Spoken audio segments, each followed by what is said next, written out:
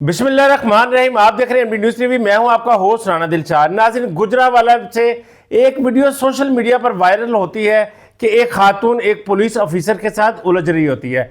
बस ये video upload होने की देर थी, इतनी देर में हर बंदे ने पुलिस को बुरा भला कहना शुरू कर दिया। मेरे साथ मौजूद हैं सहाफ़ी इर्तज़ा भट्ट, जिन्होंने उस खातून का सबसे पहले इंटरव्यू किया। इनसे जानते हैं असल कहानी क्या है। अस्सलाम वालेकुम। वालेकुम सलाम। राना साहब, अभी आपने अपने इंटरव्यू में आगाज़ ये दिया कि पुलिस ऑफिसर को लोग गलत कहना शुरू कर देते हैं किसी भी वीडियो में। वो बात यह है कि इनका माजी का किरदार ऐसा बन चुका है कि लोग यही समझते हैं हर वीडियो में कि शायद पुलिस वाले की गलती है। क्योंकि आप इसी महीने की आप 2-3 वीडियो तो उठा कर देख लें, फैसलाबाद में पिछले दिनों एक वाकया पेश है जहाँ पे वो एक शख्स को पकड़ते हैं जिसकी जेब जो कुछ चंद हजार रुपए की चोरी में पकड़ा जाता है। और बाद में पुलिस SHO फैसलाबाद का कहते हैं, यार तेरे पास कोई पैसा है, पैसा दे मैं तेरी जान छुड़ा दूं। वो कहते हैं मेरे पास कोई पैसा नहीं है। तो ऐसा जो डराता धमकाता है, तुम्हें सारी जिंदगी जो है जेल में रहना पड़ेगा। वो कहते हैं यार खुदा का वास्ता मेरी जान छोड़ो। फिर होता क्या है कि जेल थाने के अंदर ही पटवारी को बुलाया जाता है। पुलिस वाला जो है उसके घर को बिकवाता है और 7 लाख रुपए अपनी जेब में रखता है। अब इसके बाद देखिए, जब आप ऐसी वीडियोज आती हैं, उसके बाद SSP साहब ने उसको मुअत्तल भी कर दिया, तो फिर आपका एतमाद कहाँ पर जाता है? फिर आप क्या सोचते हैं कि क्या हुआ होगा या क्या नहीं हुआ होगा? इसी तरह अब ये वीडियो जब मंजर यहाँ पर सामने आई तो लोगों ने यही कहा ना कि यार शायद कि पुलिस वाला ही गलत होगा। अब जब मेरा उस खतून से इंटरव्यू हुआ, उस खतून का नाम महनूर बलोच है। पेशे के लिहाज से वो एक वकील है। मैंने उनसे पूछा कि मैडम एक्चुअली हुआ क्या था, आपकी वीडियो हर जगह गर्दिश कर रही है। उसने कहा जनाब ये एक हाउसिंग सोसाइटी है गुजरांवाला की, और इस वक्त जो शख्स मेरे साथ लड़ रहा है वो SHO है और उसका नाम हसन विर्क है। तो मैंने कहा मैडम हुआ क्या था, क्यों वो शख्स आपके साथ लड़ रहा है और आप भी उसके साथ लड़ती हुई हमें नजर आ रही हैं? उससे उन्होंने बताया कि ये लोग जो है हमारे घर में रेड मारने के लिए आए और इन्होंने हमारे भाई को गिरफ्तार कर लिया। जब गिरफ्तार किया तो मैंने SHO से कहा कि आपने किस जो है जुर्म में मेरे भाई को गिरफ्तार किया, मुझे आप जो है अरेस्ट वारंट दिखाएं, मुझे आप तमाम वो लीगल डॉक्यूमेंट्स दिखाएं। क्योंकि मैं खुद भी वकील हूं तो मुझे पता होना चाहिए क्या वजह क्या नहीं है। उसके मुताबिक महनूर के मुताबिक कि उस वक्त जो ऑफिसर थे उसने उससे कहा साइड से हो, तू यदि वकील चली रहती नहीं, हमारा काम है इसको गिरफ्तार करना। वो रवायती तरीका जो है। खतून कहती है मुझे इस वक्त शक गुजरा कि शायद दाल में कुछ काला है, जो मुझे ये डॉक्यूमेंट्स भी नहीं दिखा रहे। कहती जब मैं बाहर आई तो मैंने देखा ये लोग, इन लोगों ने एक आम सी गाड़ी थी जिसमें पुलिस की जो इनको डाला मिलता है, पुलिस वैन भी नहीं थी, एक प्राइवेट कार में आए हुए थे। तो उसमें डाल के मेरे भाई को लेके जा रहे थे। तो मुझे लगा कि यार ये क्या पता ये पुलिस वाले भी ना हो। कहती उस वक्त तो मुझे नहीं पता था ये SHO है कौन नहीं है। तो मैंने फिर उनको रोकने की कोशिश की कि मेरे भाई को छोड़ो, आप लोग गलत कर रहे हो, आप ज्यादती कर रहे हो, अगर आपके पास कोई डॉक्यूमेंट्स है ना कुछ है। कहती उस वक्त उससे मुझे धक्का मारा और उसके बाद इसी सामने हमारी झपट शुरू हो गई और मैं अपने मोबाइल से वीडियो बनाती रही। उस पुलिस ऑफिसर ने, SHO साहब ने मेरा मोबाइल नीचे फेंका और वहां पे फिर आहिस्ता आहिस्ता लोग इकट्ठे शुरू हो गए। तो एक शख्स वहां पर आया, उसने उसको SHO को कहा यार तुम्हें नजर नहीं आ रहा, तुम इस खतून के साथ बदतमीजी कर रहे हो। तो जब ये आवाज शाउटिंग तेज होना शुरू हो गई तो वहां पे इर्द गिर्द के लोग और भी इकट्ठे हो गए और फिर उसने महनूर ने अपने भाई को गाड़ी से बाहर निकाला और उसको अपने साथ घर ले गए। ये तो वो स्टेटमेंट है जो महनूर बलोच ने मुझे दी। क्या महनूर बलोच का भाई क्रिमिनल था? जी बिल्कुल। SHO साहब जो हसन विर्क हैं उन्होंने जो स्टेटमेंट दी है उसके मुताबिक इसके भाई के ऊपर 3 केसेस हैं, मनशियात का भी इल्जाम इस पर लगाया जा रहा है। मैंने महनूर से पूछा क्या आपके भाई पे जो इल्जाम लगाए जा रहे हैं ये दुरुस्त हैं? अगर दुरुस्त हैं तो फिर तो पुलिस ने गिरफ्तारी करनी ही करनी थी।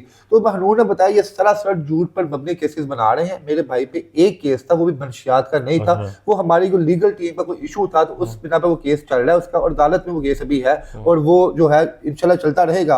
तो मैंने कहा फिर क्या वजह क्या नहीं है? उसने बताया कि माजी में एक दफ़ा इससे जो पिछले SHO थे उन्होंने हमारी फैक्ट्री में रेड की थी, मेरे वालिद साहब को हमारे घर में रेड की थी और उन्होंने कहा था हमें 50 लाख रुपया रिश्वत दो तब हम आपकी जान छोड़ेंगे। तो मेरे वालिद साहब ने 50 लाख रुपया रिश्वत देने से मना कर दिया। तो उन्होंने कहा था कि हमने कोई गलत काम नहीं किया तो हम किसी भी हाल में आपको पैसे नहीं देंगे। तो उसने बताया महनूर ने ये उस 50 लाख रिश्वत ना देने की वजह से इन्होंने दोबारा हमारे घर में रेड की है, क्योंकि ईद के दिन है तो इनको कुछ ना कुछ चाहिए था। तो उन्होंने इस तमाम जो खेल रचाया गया वो सिर्फ और सिर्फ महज पैसों के लिए रचाया गया है।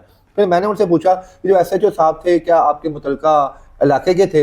उन्होंने कहा जनाब ये मुतलका इलाके के भी SHO नहीं थे, जो हमारे SHO थे वो तो वहां पर मौजूद नहीं थे, किसी और दूसरे इलाके से वहां पर आए थे और जो उन्होंने हमारे भाई को गिरफ्तार किया था। अब इस वाक़े के बाद हसन विर्क ने जो अपनी रिपोर्ट पेश की है उसमें उन्होंने इसके दोनों भाइयों को नामजद किया है और जो है इसका नाम है बलोच, महानूर बलोच को नामजद किया है। अब इसके दोनों भाइयों की गिरफ्तारी के वारंट जारी हो चुके हैं और महानूर बलोच जिसने उस वक्त मुज़ाहमत की उसके भी जो है वारंट गिरफ्तारी निकल चुके हैं। हसन विर्क के बारे में जब एसपी के सामने पेश हुए, रिपोर्ट पेश की, तो एसपी का क्या कहना था? खातून वकील ने एसएचओ के साथ बदतमीजी शुरू कर दी और कार्य सरकार में मुदाखलत शुरू कर दी और गिरफ्तारी में मज़ाहमत की। जी, एसपी साहब ने जो बाकायदा तौर पे अपने जो ऑफिसर्स हैं उनकी जो उनके जब देखे तमाम के जो उनके पास अरेस्ट वारंट थे, जो तमाम उन्होंने एक केस तैयार किया हुआ था, उसके मुताबिक उन्होंने अपने ऑफिसर को सपोर्ट किया। उन्होंने कहा जी आप बिल्कुल ठीक है, अगर आपके पास ये तमाम जो चीज़ें मौजूद हैं, तमाम जो सबूत मौजूद हैं, इसके मुताबिक वो शख्स गिल्टी है।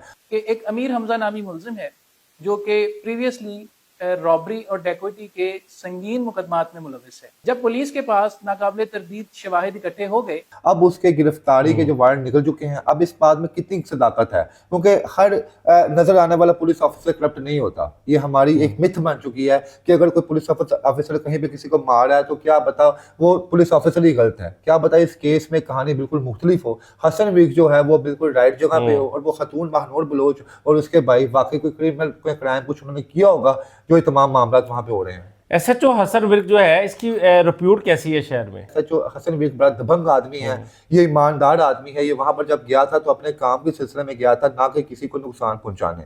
इसका मतलब है अगर पुलिस महकमा भी हसन विर्क साहब को सपोर्ट कर रहा है तो इसका मतलब है कि उनके पास कोई ना कोई ठोस शवाहिद ऐसे हैं जिसकी बिना पर जनाब महानूर बलोच और उसकी फैमिली को कोई ना कोई मसला पेश आया। इर्सा भट्ट साहब, जब आपने उनके साथ इंटरव्यू किया, जब आपको उन्होंने बताया कि जी मेरे बाप से 50 लाख रुपए मांगा, आप भी रिश्वत मांगी गई, उसकी पदाश में ये मुख्तलिफ मुकदमात दर्ज किए गए, उनके जो वालिद साहब हैं वो गैर कानूनी काम करते हैं? सब मैंने उनसे ना कोशिश की पूछने की, उनके वाला साहब का नाम पूछने की कोशिश किया। मैंने कहा कि आपके वाला साहब की महसूस सियासी जमात से तलब तो नहीं है, क्योंकि मैं माजी में देखते हैं जब आप किसी जमात से आपका बिलोंग होता है तो आपकी गिरफ्तारी डाल दी जाती है।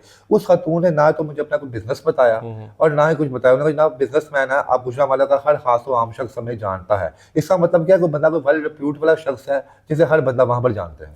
आप तहकीकाती जर्नलिस्ट हैं, आप इन्वेस्टिगेट करती हैं, फिर स्टोरी करती हैं, क्या 50 लाख रुपया इतनी ज़्यादा, इतनी बड़ी रकम उनसे मांगी गई है? ये पुलिस पे इल्ज़ाम लगाया गया है। देखिए जी, उस वक्त मैं तो यहाँ पे कतन जो है महानूर बलोच की साइड नहीं लूंगा और ना ही हसन विर्क की लूंगा।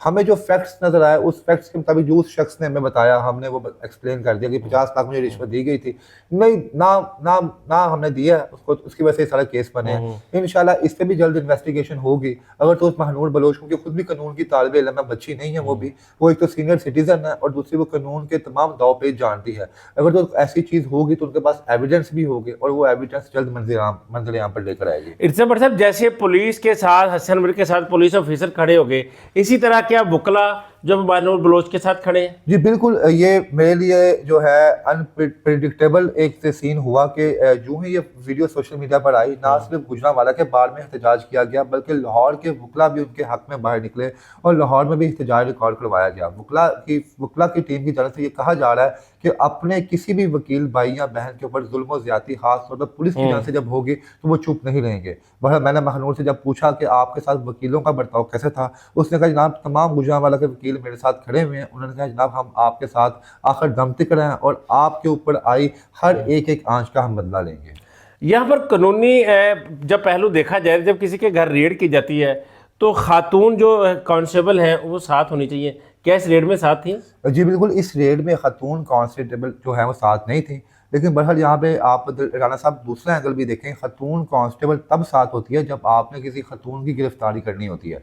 अब जब आपने किसी मर्द को गिरफ्तार करना है तब तो मेरे हिसाब से मर्द हजरात वाले आते हैं, पुलिस में नॉक करते दरवाज़ा और कहते हैं जनाब फला बंदा घर में है, वो कहते हैं नहीं है, तो वो फिर अपने तौर पे वो चेकिंग करते हैं। ये आप ये जो आप बात कर रहे हैं, ये बात इंटरनेशनल लेवल पे चीज़ें देखी जाती हैं। पाकिस्तान के कानून को आप भी बेहतर समझते हैं, पाकिस्तान की पुलिस को आप रोजाना आपकी मुलाकात होती है, पाकिस्तान में कहाँ पे इन चीज़ों की कदर की जाती है। यहाँ पे बस जो नज़र आता है, अगर आपको कोई ऑर्डर मिल गया है, आप पुलिस ऑफिसर हैं या आप वकील हैं, तो आप उस ऑर्डर की फर्मा बरदारी करते हैं। अगर आप वकला को भी देख लें तो वकला भी यहाँ पे रूल्स एंड रेगुलेशन को फॉलो नहीं करते। उन्हें जो एक टास्क दिया जाता है तो उस टास्क के ऊपर अपना जो है केस की प्रोसीडिंग करते हैं वो। बशब आपने मेरे साथ जितनी भी गुफ्तगू की, मुझे ऐसा आंसर मिला कि जैसे महानूर बलोच की आप तर्जुमानी कर रहे हैं। नहीं, राना दिलशाद साहब देखिए, हमारा काम तर्जुमानी करना बिल्कुल भी नहीं है। मैंने यहाँ पर उनके इंटरव्यूज में भी ये कहा कि मैडम कि आपके भाई के ऊपर 3 FIR दर्ज हो चुकी हैं, अगर आप उनको जो है बिल्कुल आप उनको अगर निगलेक्ट नहीं करती तो आप बताएं कि आपका भाई गिल्टी नहीं है। अगर आप नहीं है तो हसन विर्क ने बिल्कुल ठीक किया। और मैंने अपना इंट्रो भी में ये कहा कि ये खतून पुलिस वाले से उलझ रही थी। मैंने ये बिल्कुल नहीं कहा कि पुलिस वाला खतून से हकीकत भी उलझ यही रहा था। हाँ, हसन विर्क ने भी यही कहा कि मैं वहां पर अपना काम कर रहा था, ये खतून आके वीडियो बना रही है तो हमें कतन इजाजत नहीं है, हमारी प्राइवेसी होती है। तो मैंने उसे कहा मोबाइल नीचे करो। तो इस शख्स ने इंटरप्ट करने के लिए हमें जान जान के मेरे साथ उलझी है, तो जिसकी वजह से सारा मामला क्रिएट हुआ। वहाँ पर उसको मानूर बलोच को अवामी हमायत मिल गई, मुलजम भी क्योंकि हाउसिंग सोसाइटी उनकी थी, वहां पे वो रह रही थी, महल्लेदार थे, दोस्त अहबाब थे, उनके एक हल्का अहबाब था। तो उस वक्त मौके पर उसको प्लस पॉइंट मिला और जो है सारी मामला जो है ये बिखर गया। और बहरहाल राणा साहब देखें, हमारा कानून वाले जहाँ पे बुरे लोग पुलिस में हैं वहाँ पे बहुत अच्छे लोग भी हैं। आप उमर विर्क साहब को देख लें, आप हसन विर्क साहब भी के नाम का विर्क लगता है, इससे पहले भी दबंग ऑफिसर गए हैं, माजी में भी आप देख लें। जिस बंदे ने अपना काम ईमानदारी से करना है ना, उसको कोई आंच नहीं। और जहाँ अगर एसएसपी साहब ने उनको गो हेड दिया है तो इसका मतलब क्या है, उनके पास भी कोई ना कोई ठोस शवाहिद मौजूद हैं। इंशाल्लाह आने वाले दिनों में तमाम चीज़ें सामने आ जाएंगी कि हसन विर्क साहब गलत थे या महानूर बलोच गलत थे। उन्होंने कि मैं उस पर रोज़े की हालत में थी और मैं उनको ये कह रही थी कि आप गलत कर रहे हैं, आप एक तो खतून के ऊपर आप ये जुल्म तशद्दुद कर रहे हैं, दूसरा मैं एक वकील हूँ, आप मेरी जो है इस चीज़ की भी शर्म में हया नहीं कर रहे। तो उन्होंने बाकायदा उस वक्त जो भी आपने वो मनाज़र देख रहे हैं, उस वक्त मेरे हिसाब से हसन विर्क साहब भी रोज़े की हालत में होंगे और वो खतून भी रोज़े की हालत में थी। अब ये देखने वाले फैसला करेंगे कि क्या उस वक्त हसन विर्क साहब ने ठीक किया या उस वक्त महानूर बलोच ने ठीक किया। क्योंकि हमारा काम है कि मौक़िफ़ सामने रखना, वो मौक़िफ़ सच पर मबनी है, झूठ पर मबनी है, जिस पर मबनी हमने सामने रखना है। और इसका फैसला कोर्ट करेगी, अदालतें करेंगी। और अगर पुलिस ऑफिसर्स के पास एसएचओ हसन विर्क साहब के पास कोई ना कोई ठोस सबूत मौजूद हैं तो वह महानूर बलोच और उसकी फैमिली को एक्सपोज करेंगे। और हम इंशाल्लाह ताला अगर ऐसा होता है तो हम हसन विर्क साहब से बाकायदा रब्ता करेंगे, उनके साथ मिलकर एक प्रोग्राम करेंगे ताकि तमाम झूठ का झूठ और सच का सच सामने आ जाए। इर्तिज़ा भट्ट साहब, इस सारे वाक़े के बाद आज 4 से 5 रोज़ गुजर गए हैं। जी जी। क्या जो महानूर बलोच का भाई है वो ज़मानत करवा कर बाद में पुलिस के सामने पेश हुआ? जी बिल्कुल, अभी तक ना महानूर बलोच खुद पेश हुई हैं, उनके भी वारंट गिरफ्तारी जो है जारी हो चुके हैं, ना उनका भाई जो है वो पेश हुआ है। इस वक्त जो वो तीनों जो हैं अपनी सेफ प्लेस पे हैं और बाकायदा इनकी जो बुकला की टीम जो है वो इनके केसेस देख रही है। महानूर बलोच पर जो आपने कहा कि वारंट उनके खिलाफ जारी हो गया, उनके क्या एफआईआर उनके खिलाफ उनके खिलाफ क्या ये हुआ मतलब है, है उनके उसका? खिलाफ ये हुआ है, देखिए उस वक्त उनके खिलाफ जो एसएचओ हसन विर्क साहब की जानिब से ये लगाई गई है कि उनके काम में वो मुदाखलत कर रहे थे, सरकार मुदाखलत थी। और उनकी इस मुदाखलत की वजह से जो इस वक्त मुलजिम जो है फरार हुआ उसमें इन्होंने जो है सपोर्ट किया। तो उनमें जो दफात लगी हैं वो आप किसी को सहूलतकारी की लगा लें, वो लगाई गई हैं। बहुत शुक्रिया इर्तिज़ा भट्ट साहब। नाज़रीन, मेरे साथ ये नौजवान सहाफ़ी इर्तिज़ा भट्ट थे जिन्होंने महानूर बलोच का इंटरव्यू किया और पुलिस के साथ तशद्दुद की जो कहानी थी पुलिस ने उन पर किया, महानूर बलोच ने पुलिस को ज़देकोब किया, वो आपने सारा कुछ वीडियो में भी देखा। पुलिस क्या करने आई थी, पुलिस ने क्या किया, और अब महानूर बलोच पर भी एक एफआईआर लॉन्च कर दी गई है कार्य सरकार में मुदाखलत की। मुलज़म जो था वो मजलूम हो गया, पुलिस जो थी वो जालिम बन गई। हसन विर्क के बारे में जब मैं गुजरांवाला में गया उनसे रब्ते की कोशिश की लेकिन उनसे मेरा रब्ता ना हो सका। इस कहानी के पीछे को बहुत सारे महरक़ात थे जो इन्होंने बताया, बहुत सारी चीज़ें थी अभी सामने आना बाकी है। जैसे ही पुलिस तहकीकात सामने आती है उसमें से कुछ चीज़ें निकलती हैं वो भी आपके सामने रखी जाएंगी। नाज़रीन, कमेंट बॉक्स में अपनी राय का इजहार ज़रूर कीजिएगा और ख़ासकर मैं बुकला बरादरी से और गुजरांवाला के बासियों से ये अब गुजारिश करता हूँ कि आपने जो कुछ वहाँ पर देखा वो कमेंट बॉक्स में ज़रूर आगाह कीजिएगा, ज़रूर बताइएगा ताकि आपकी आरा को सामने रखकर मज़ीद प्रोग्राम मुरतब दिए जा सकें। इसी के साथ अपने मेज़बान राना दिलशाद को इजाज़त दीजिए। अल्लाह निगहबान।